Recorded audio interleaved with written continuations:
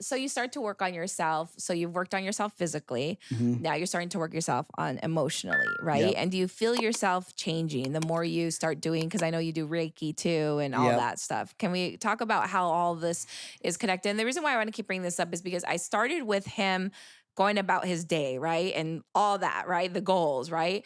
But all this, would you say like this has been like the last 10 years or so that you 15 years? I don't know how long Yeah, you've I been would working say the last 10 to years. get to where he is today, right? And Yeah. it's all a part of it. People like just want to be happy or want to be successful at work or want to be successful in a relationship, want to have like a loving relationship, and they think they can just do one thing. It's all intertwined, and I am passionate about that, right? Definitely. So now we're in your emotional. So how do you start seeing like what? How do you start seeing your everything else change? Even your Well, physical probably change after. yeah, I mean, Yeah. I think the cool thing is that when I was starting to get healthy, so losing weight, then you're not drinking as much, you're not eating as much. And so your gut health is related to your mental health. Mm-hmm. And so when your mental health is better, also business wise, doing better. Now I'm not hungover. Mm-hmm. I'm not hungover on any days. I feel 100%. I can think clearly when I'm talking to people. I do a lot of math, so that's going well.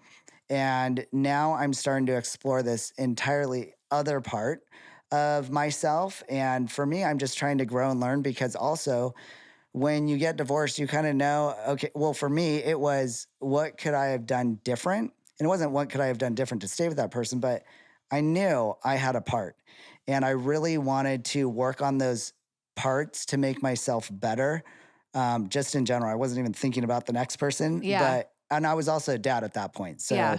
how could I work on those things? So I think when I started to explore the spiritual part and learn about chakras, it kind of helped to explain Yes. all these things that I needed to work on. Yes, when they're like, "Oh, your throat chakra is blocked," I'm like, "Oh, that makes sense. Of Yep. course." Like I can tell immediately what chakra is blocked and how you can realign. I feel like we need to do a whole episode on chakras, but I'll just Seriously. go quickly through it since we're talking Yep. about it. It's your root chakra, which is right down here, and this is like what keeps you grounded. It's all Hmm. your physical parts. It's all, that. And if you ever feel imbalanced and crazy, your root chakra is probably fucked up, okay? Yeah. Then the second chakra is it's like your creative chakra. It's like if you ever feel like, oh, I have no ideas, I just don't feel inspired, blah blah blah. It's probably because that chakra is off balance, right? So this when it's fully functioning, you have the best ideas. You go draw, you Yep. go to the beach. You're just like so creative.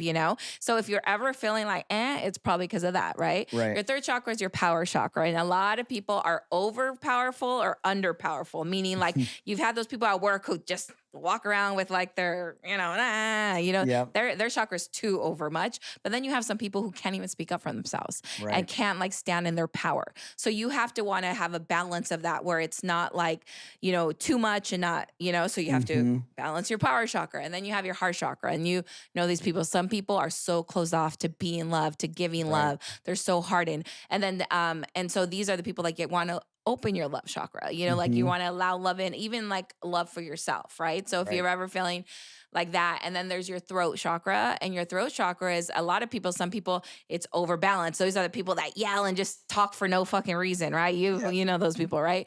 Or some people can't speak up for themselves. They feel like, or maybe they're holding something in that they haven't been able to get out for years and years and years. And then it starts to affect the rest of your body. People don't realize that these chakras being blocked start to affect you for years. Some people don't speak up or don't have held something in for like all their life. Right. Imagine how much that's affecting Mm. them, right?